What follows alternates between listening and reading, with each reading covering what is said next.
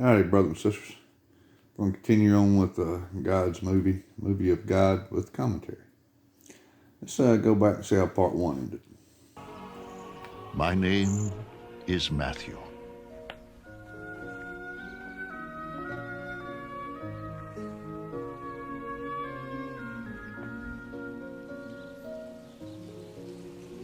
I am writing this gospel to show through the writings of the law, the prophets, and the Psalms that Jesus of Nazareth is the long-awaited Messiah.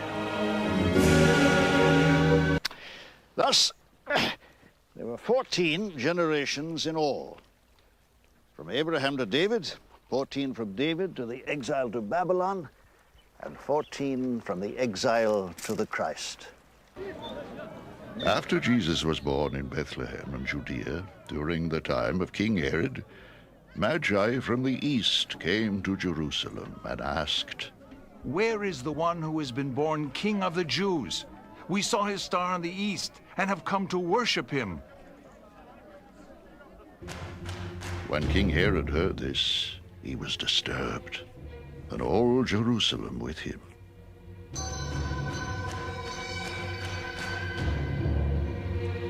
When he had called together all the people's chief priests and teachers of the law, he asked them where the Christ was to be born. "In Bethlehem, in Judea," they replied. Well, fellows writing down the prophecy, it came true. Jesus was born, the light. And his mama wasn't killed by the Mosaic law. People across the country heard about him when he was born. Herod heard about him. Jerusalem heard about him. They were all disturbed. The Pharisees knew exactly where the Messiah was going to be born. So the Pharisees knew. Let's get on with it, see what happens now. After they had heard the king, they went on their way, and the star they had seen in the east went ahead of them, until it stopped over the place where the child was. When they saw the star, they were overjoyed. On coming to the house, they saw the child with his mother Mary, and they bowed down and worshipped him. Then they opened their treasures and presented him with gifts of gold and of incense and of myrrh. And having been warned in a dream not to go back to Herod, they returned to their country by another route. They left the East Coast, went all the way to Vegas to see the child, the Christ that was born. They bowed before a baby and worshiped him. Come on, you can't sit there and tell me you still believe. Saul of Tarsus never knew him. So much, they were warned not to go back. I thought Herod was wanting to worship them. We're going to find out what's going on here. They just defied Herod the king. Let's see what happens. When they had gone, an angel of the Lord appeared to Joseph in a dream. "Get up," he said, "take the child and his mother and escape to Egypt.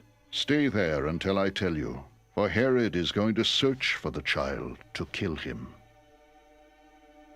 So he got up, took the child and his mother during the night, and left for Egypt, where he stayed until the death of Herod. And so was fulfilled what the Lord had said through the prophet, "Out of Egypt I called my son." The Lord's protecting this child, ain't he? Telling his daddy, quote daddy, well, somebody gonna try to kill him. I thought Herod was gonna worship him. Who'd have thought? Anyway, Herod knew. Herod was gonna kill him. They was trying to kill the baby. They was trying to kill the baby. When Herod realized that he had been outwitted by the Magi, he was furious. Now, the deleted scene is next, but I don't watch that. I'm not going to watch that. Y'all know what happened. He killed all children, 2 years and younger. So that means Saul of Tarsus was older than Jesus or younger. He had to be 3 when he started killing Jesus, trying to kill Jesus, or he wasn't born when he started killing Jesus.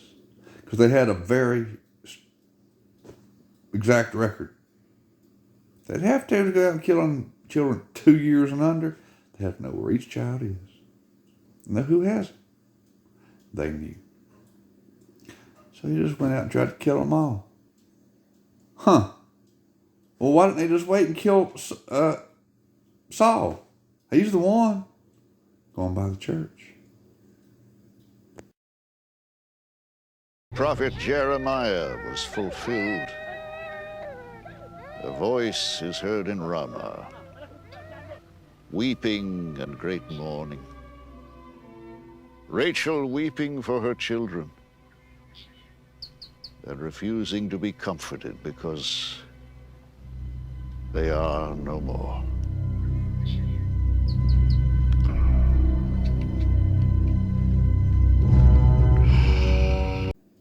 Like that scripture says, who shall declare his generation? He was the only baby that survived from his, in that 2-year range. Newborns to 2-year-olds killed him. He's the only one that survived. Fulfilling the prophecy.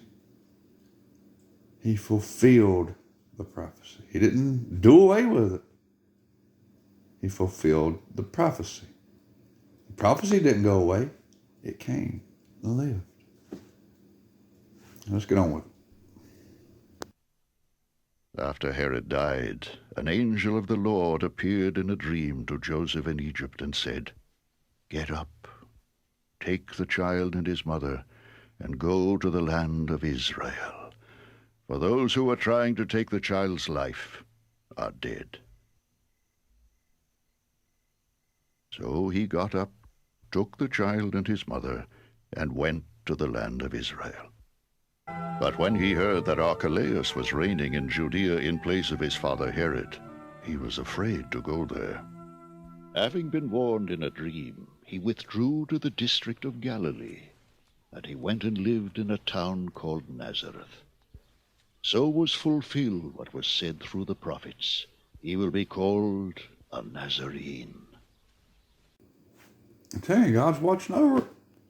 There must be something special about this little young'un. You know, if God's warning people with angels and sending them here and yonder. But, you know, prophet said he will be from Nazareth, a Nazarene. And if you look, Nazareth is in Galilee. No prophet's ever come from Galilee. Apparently he didn't pay attention to Gamaliel.